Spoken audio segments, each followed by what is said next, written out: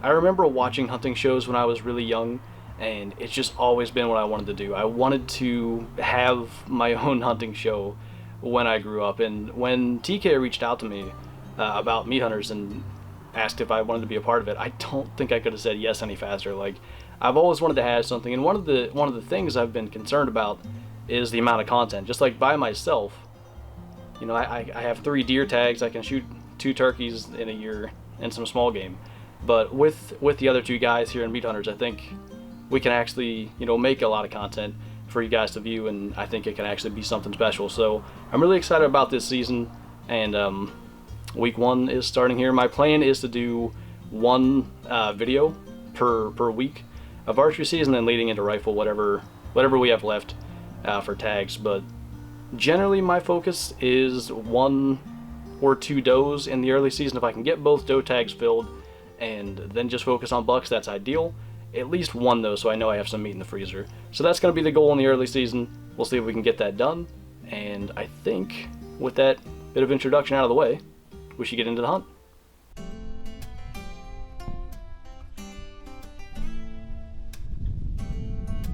Opening morning was entirely uneventful, not so much as a deer sighting from where I sat, and opening evening brought some much less than ideal hunting conditions. You can hear in the video some kind of high winds. They were kind of swirling around, which of course the deer don't like either. We did see some movement, some younger deer move through quite a while before last light, but kind of as expected with these windy conditions, the mature deer kind of stayed back and didn't move until after the cover of darkness. I did see them move out as I was kind of packing up, and I managed to get out of the stand without actually alerting them, which was good, but not much luck for opening day.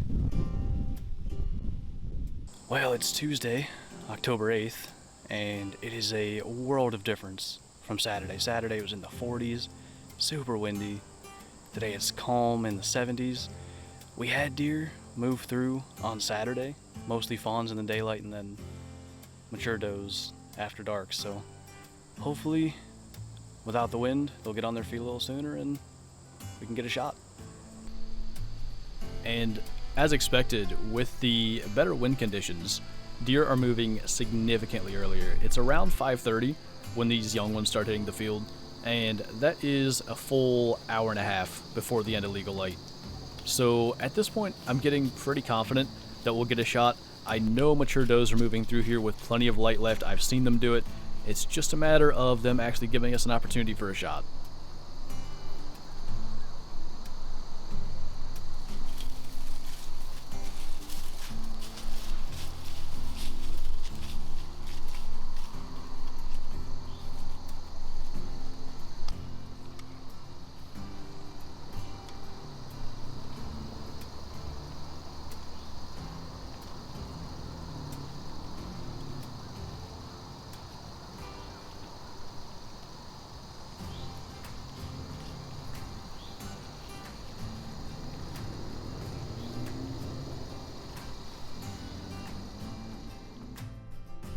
Just after 6 o'clock, we have our first doe move in, and my first lesson in self-filming.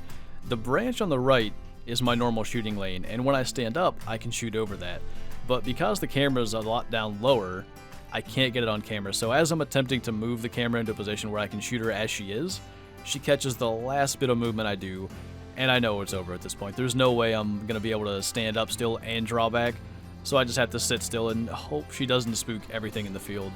And fortunately, she doesn't. She sort of just walks off silently, and I think we dodged a bullet here. She definitely kind of saw me up there, but luckily it's early season, and she didn't spook too badly. But definitely something I learned. Make sure not only do I have shooting lanes, but I have camera lanes going forward. Not long after that, we had our first buck of the year move in, as unimpressive as he may be, and he was with a few other deer, but once again, as deer so often do, they decided not to follow the script and not to give me a shot.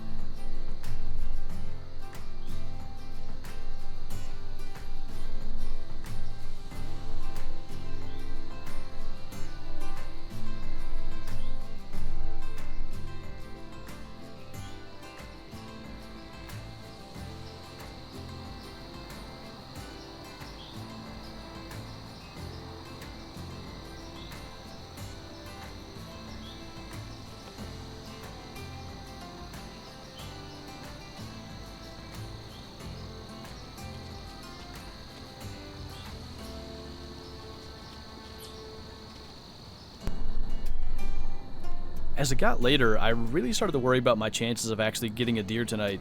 Despite the fact that we've seen a lot of deer, it just seems like they're not willing to cooperate and actually move into my shooting lane. But we do get a look at this nice young buck. I'm not sure if he's a year and a half or 2.5. It's kind of difficult to tell through a camera lens. But either way, I'm quite excited to see what he turns into. He's definitely got some promise with the frame he's got going already. So hopefully he sticks around a few years and we can see what he turns into. But as nice as it is to see this young buck on the field early, it's still not really something we can punch our tag on right now.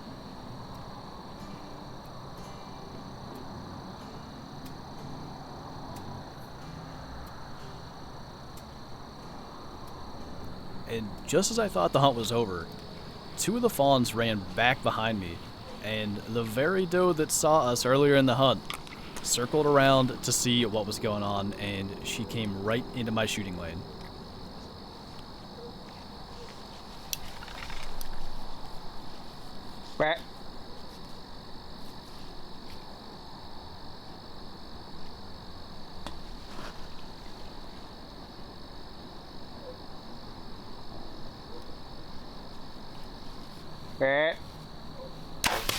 The moment she dropped, my first reaction was to make sure I got another arrow in her, because when a deer drops like that with a bow, you really just can never be sure what happened.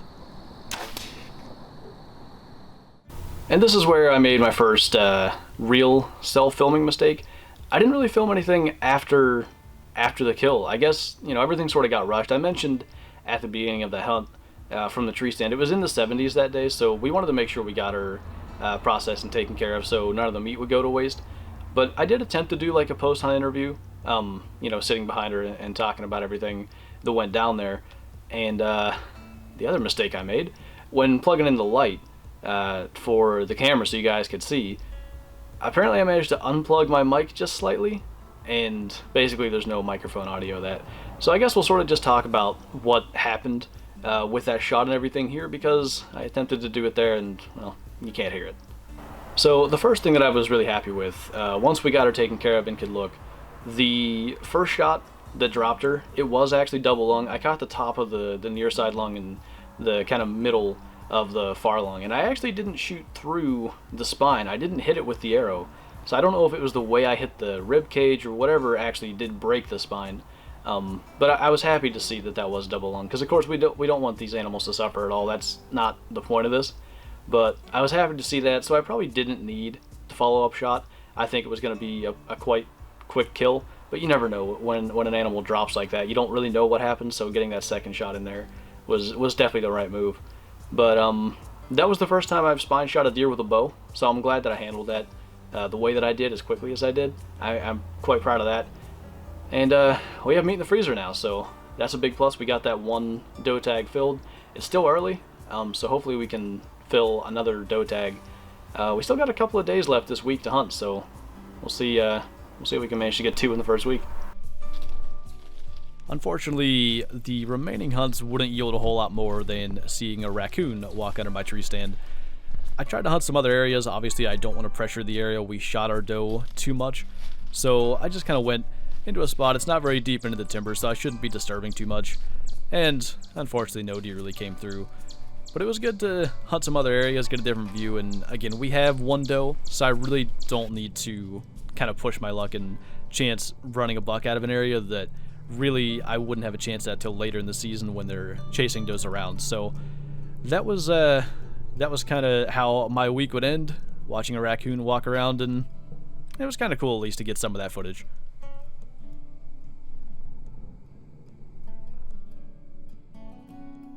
And that's actually how our first week would end. We only had the 2 hunts where we actually saw a deer. Just fortunately we had the one there where we were successful. We managed to bring down the deer, even though it wasn't exactly how it was meant to go with her dropping. But I'm happy that, you know, being new to self-filming, I wasn't too confident that I'd be able to get a deer down in that first week, because there's so much that can go wrong. There's a lot of movement in the tree stand that you wouldn't otherwise have, you know, without a camera.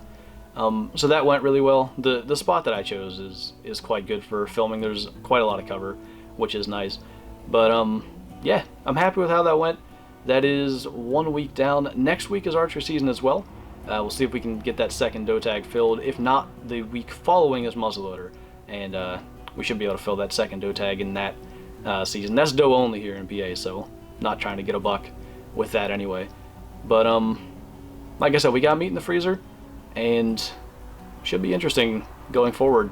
I usually don't get a deer that early in archery season. Usually just things manage to go wrong, and this year it managed to go well. That was the other nice thing. You know, I mentioned at the beginning of this, I've attempted to self-film in the past, just with, like, you know, cheaper cameras when I was younger, just whatever I had, and it was quite nice to make use of the newer camera, because those, you know, the older cameras that I had, they never would have actually got that on film, because there was, I think, 2 minutes legal light left.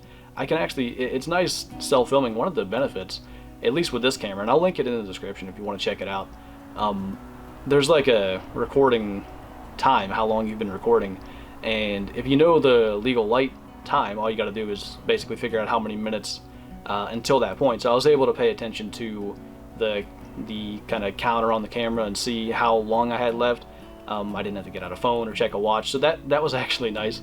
But yeah, it was really cool to see the camera actually, you know, make that work in low light. And of course the lighted nocks, you know, they make it a little nicer as well. But I think that's going to be it for this week. Next week will be more archery season, as I said, and we'll see if we can get that tag filled. But for now, thank you guys for watching, and I will see you next week.